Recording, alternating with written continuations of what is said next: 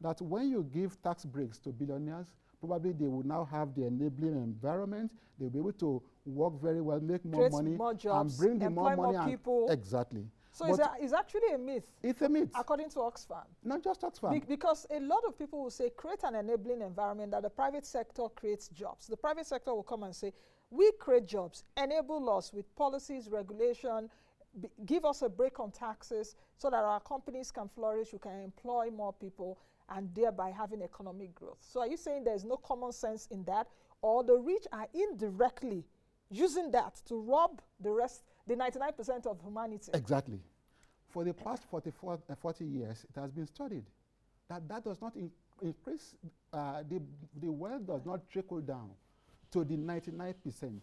What the rich will simply do, you give them tax breaks, they pay less tax, as small as 18% on this wealth.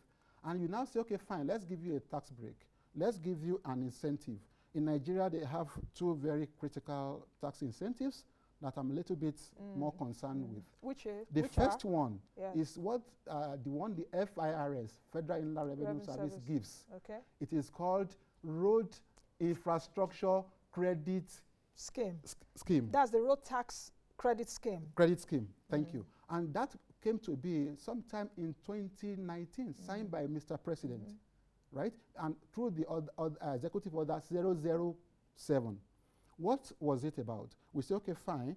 If you go and construct road from point A to point B or a bridge with your money, then we will deduct that from your tax under certain conditions. Yes. Now, the second one is the one that Nigerian Customs Service gives, which is import waivers. You import certain things, they don't bother to pay any tax.